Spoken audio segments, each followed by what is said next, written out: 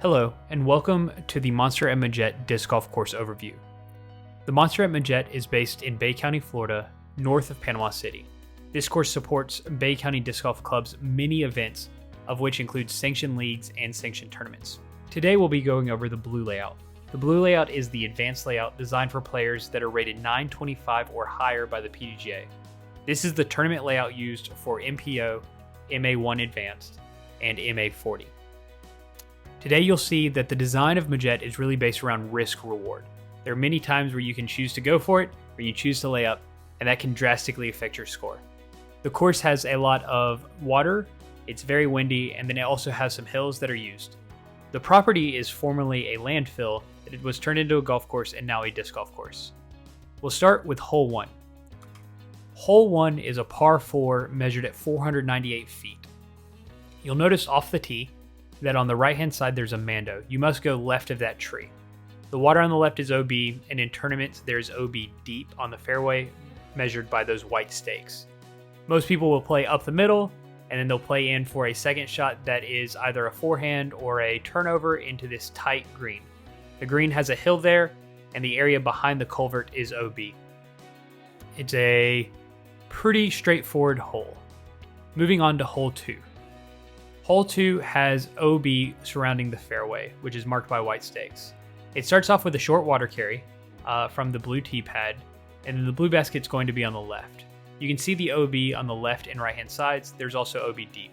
Most people will play a placement shot into this fairway, and then try and put their second shot close for an easy par.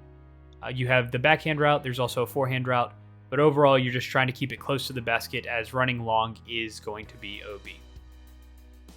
Moving on to hole 3. This is a 279-foot par 3. This green is a peninsula, so you're throwing from this blue tee pad once again, and as you can see, there are palm trees surrounding the green and water on all sides. There's a bush in the front that the basket sits directly behind.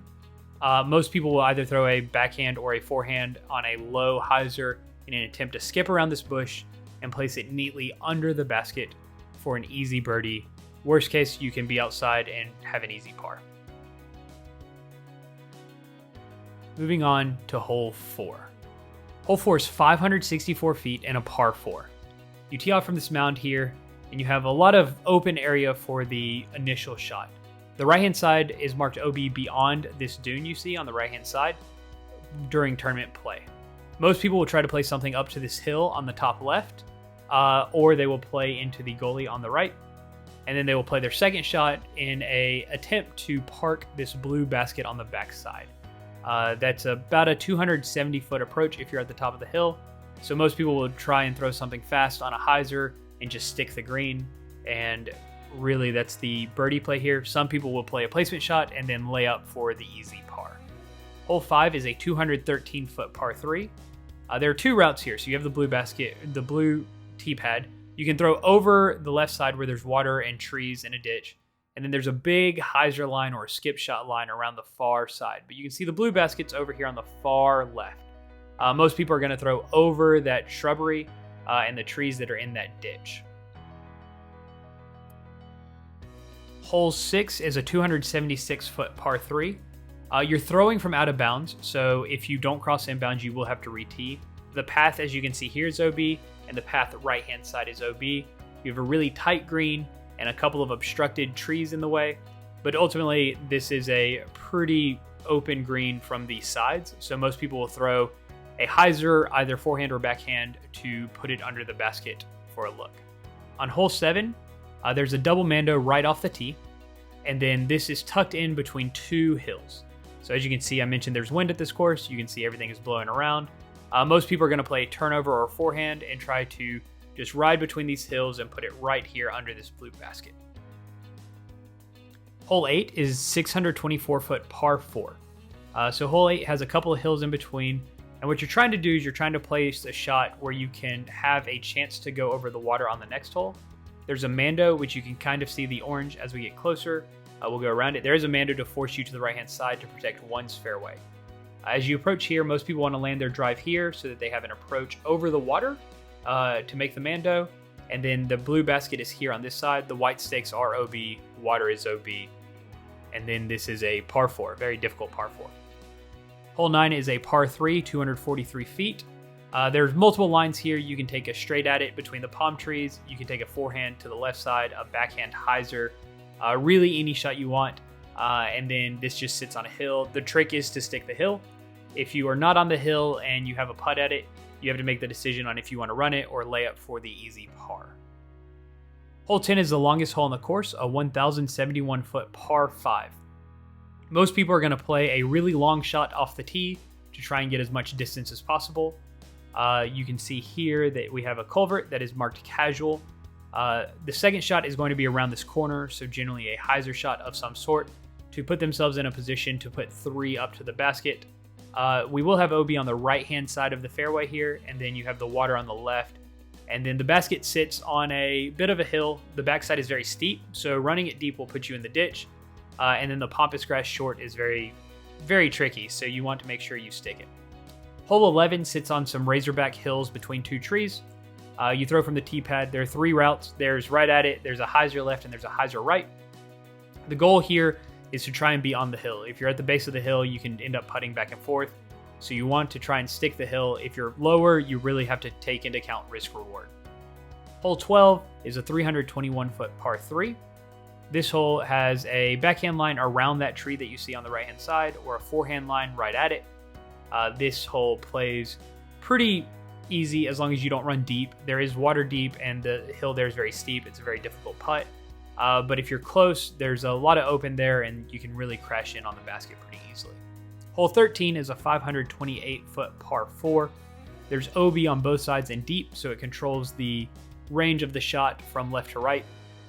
This hole normally plays where someone will try and bite off as much distance as possible on their first shot to make their approach easy, as the basket sits on a hill. As you can see here, it's pretty open. You have a lot of room. There's a little over 100 feet at the narrowest part of the OB, and then you approach the hill. The goal is to be on top of the hill in the second shot to line up an easy putt. Hole 14 is the next hole and lines up much like hole 6 does, where there's OB on both sides. You're throwing from out of bounds. There's a forehand line here. There is a backhand turnover or straight at it line.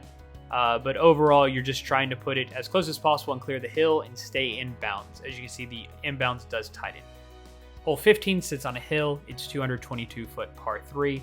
You have a ceiling here right off the tee pad that you need to throw through, and then you need to get the disc elevated to get on top of the hill. Most people will throw something out wide that'll skip up the hill for a look at 2 or an easy 3.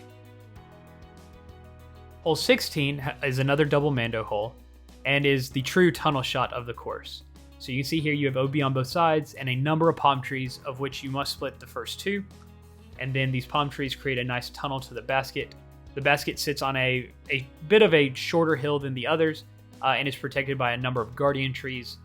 There are a few lines to take here, either the straight at it or trying to go out wide while still making the mando. But this hole, once again, really encourages people to make a decision if they get close. Hole 17 is a 261 foot par 3. You throw up this really high hill, and really here you have another peninsula green. There's a berm about 25 feet short of the basket, and then you have about the circle on either side before it starts to slope down to the water. This is all about throwing a putter or a mid as close as you can off the tee and accounting for the height and the wind that will be present. Hole 18, the final hole, is a 606 foot par 4.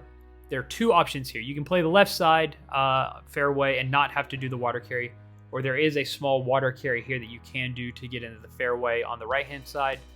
Either way, what you're doing is you're playing to a mound on the right hand side of the far fairway.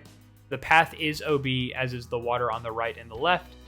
So most people are going to play their first shot into the fairway. The second shot, they're going to try to get as close to the elevated green here as possible, with the idea that your third shot is either a look at birdie or a par shot. Thank you for checking out this overview.